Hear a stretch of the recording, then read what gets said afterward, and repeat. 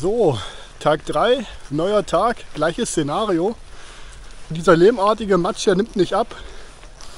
Und wir werden jetzt versuchen, diese ganzen Passagen, die direkt am Fluss lang gehen, auszusparen. Weil hier kommst du echt, hier drehst du auf der Stelle, ist unglaublich. Da setzen sich die Reifen zu und Sekunden schneller und dann denke ich mal, ist dem Martin auch ein bisschen mehr geholfen. Oder was sagst du, Martin? Das ist eine ganz schöne Herausforderung, ne? Mit so einem 250 Kilo Motorrad plus dem hohen Gepäck. Ist schon ordentlich. Modern macht viel Spaß, aber irgendwann ist, ne? Das zehrt am Akku ordentlich. Jetzt nur noch Schotter. Ab jetzt nur noch Schotter, das wäre schön, ja. Zum Entspannen mal ein bisschen. Ja, Martin, dann drehen wir deine Hütte um und dann versuchen wir ihren Weg rauszufinden. Ja, hier kann man schon gut sehen, wie schmierig das ist. Das ist nämlich hier, wo ich probiert habe umzudrehen. Martin, dreh um!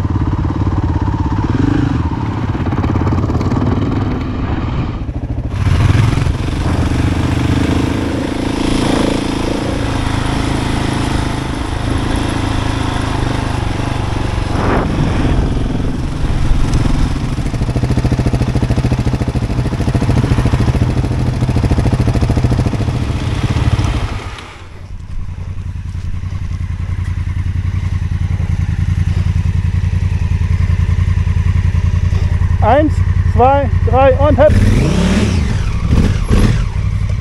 Okay. Ja.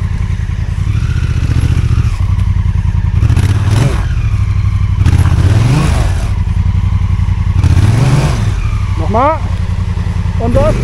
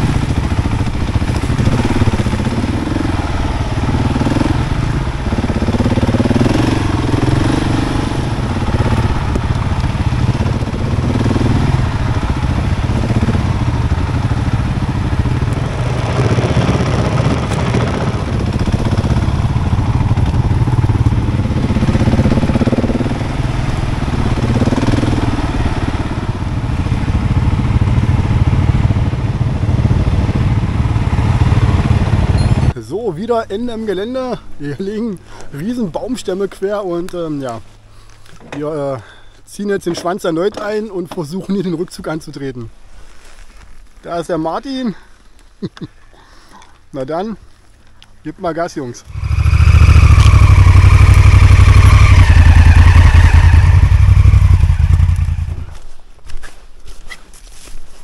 Also bei sowas nützt uns unsere kleine Handsäge auch nicht viel. Das sieht vielleicht nicht so massiv aus, aber das sind riesen Tampen. Ja, die gehen ja komplett den Hang hoch.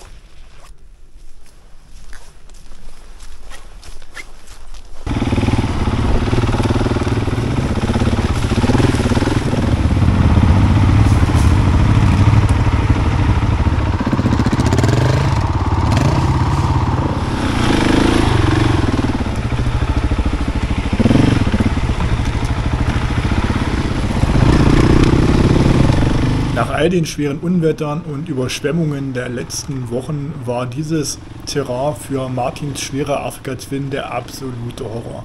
Also haben wir in der Tankstelle Kriegsrat gehalten und beschlossen, aus diesem Gebiet weiter Richtung Osten vorzudringen.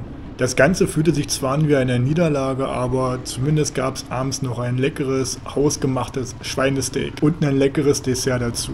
Das optimale Wundpflaster für die geschundene Motorradfahrerseele.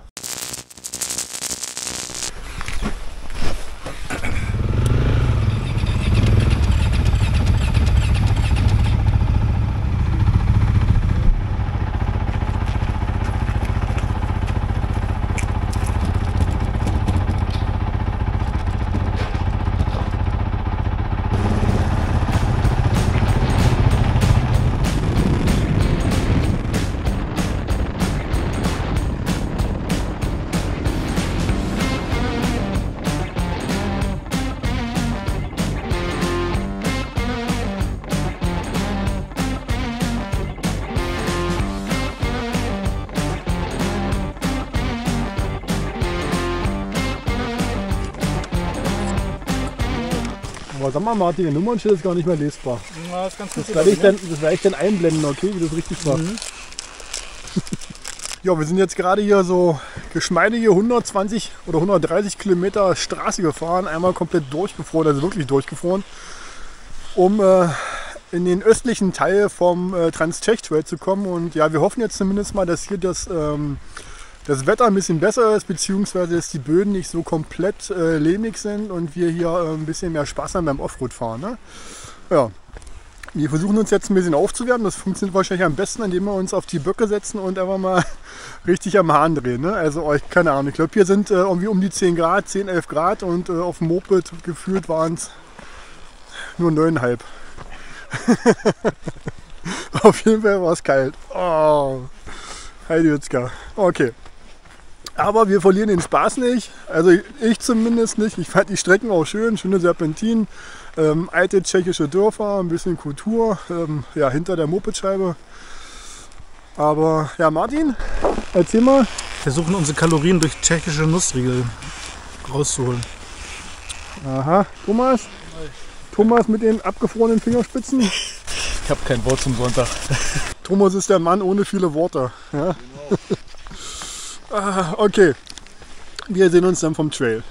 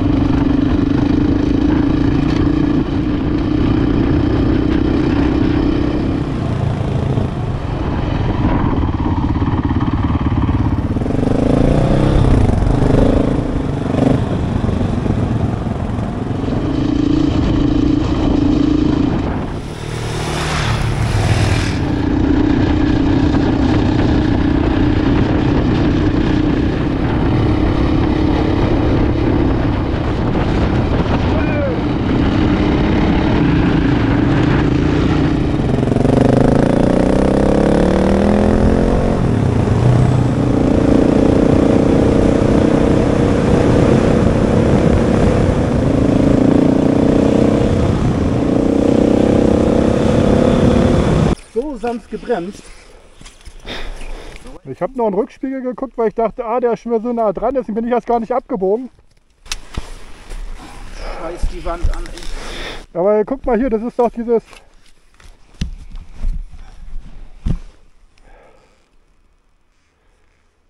Ach Mann. Ja, die Spiegel mussten eh neu, Martin.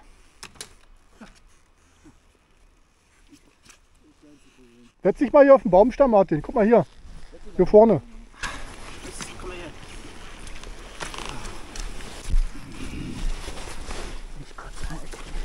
Komm, wir heben mal die Karre hoch.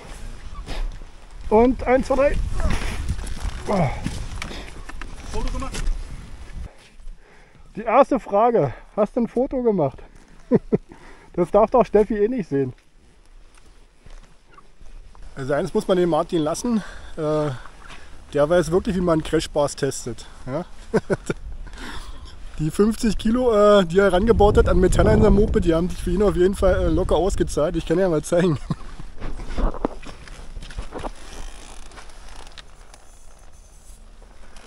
Und da sitzt der Crashpilot. Oh. Schöne Scheiße. Mann, Herr Schüler, Alter. Was ist das, wenn man ohne ABS hinten fährt, ne? Denn das wird auf so einem Untergrund dir zum Verhängnis. Aber das machst du ja auch nicht tausendmal aus und an am Tag, ne? Nee. Ja, und es war, wie gesagt, nicht schnell, ne? Ratzi fatzi. Also ich habe noch im Hintergrund gesehen im Rückspiegel, weil wir haben hier praktisch also eigentlich, ich nehme die Schuld auf meine Kappe. Ich bin ja vorgefahren, habe navigiert und habe die ganz scharfe rechte Kurve nicht gesehen und ja, habe dann gebremst, aber auch nicht extrem stark gebremst, weil ich schon gesehen habe, der Martin, der fährt ja immer ganz gerne nah auf.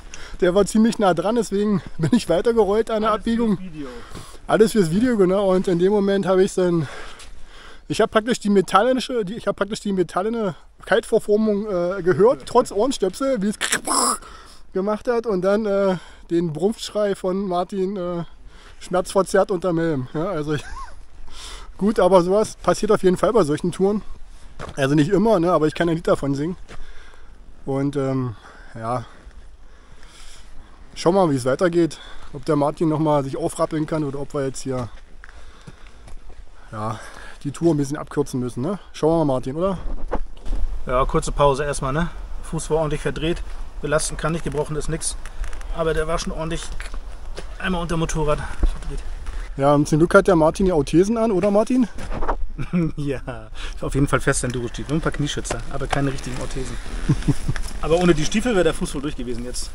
Was ist die Lehre von der Geschichte? Vernünftige Ausrüstung schützt Leben, Leib und Seele. Ja. So auf Wunsch eines einzelnen Crashpiloten soll ich jetzt den riesen Stolperhaufen filmen, der ihm zum Verhängnis geworden ist. Okay, haltet euch fest.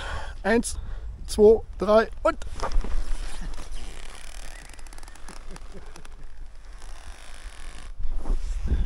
Ich hoffe, man kann es sehen.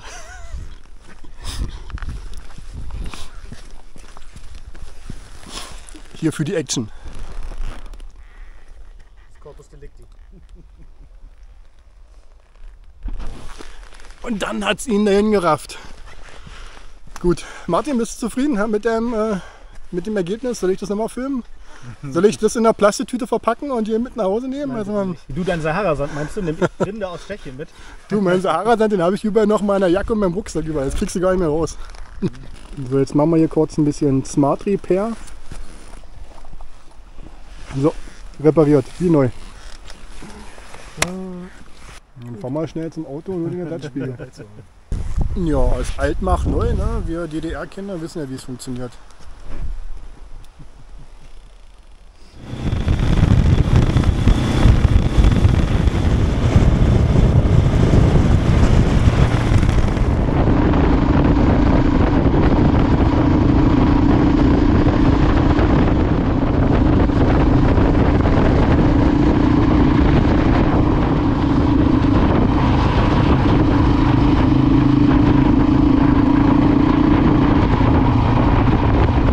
Der Martin ist kaputt. Wir sind jetzt hier gerade an der Tanke und werden weiter das Gelände bügeln und der Martin fährt schon mal vor zur Pension bzw. sucht uns was Hübsches zum Übernachten und dann ja, Gucken wir mal, wie die Knochen sich morgen anfühlen bei ihm und ob er weiterfahren kann oder ob wir die Tour abbrechen. Oder Martin? Schauen wir mal, ne? Wie das sich so entwickelt. Mal gucken, wie die Nacht wird mit dem dicken Fuß. Das war ja gerade sehr diplomatisch und völlig emotionslos. Ja, keine Ahnung. Ist halt scheiße, ne? Aber ich glaube, die gute Laune kommt noch zurück.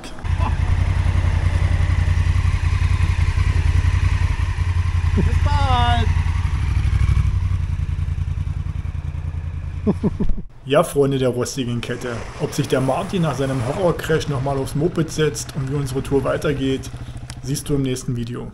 Also vergiss nicht, den Burning Feet Adventures Kanal zu abonnieren, die Glocke zu aktivieren und das Video zu liken. Stay tuned und bis zum nächsten Mal. Over and out.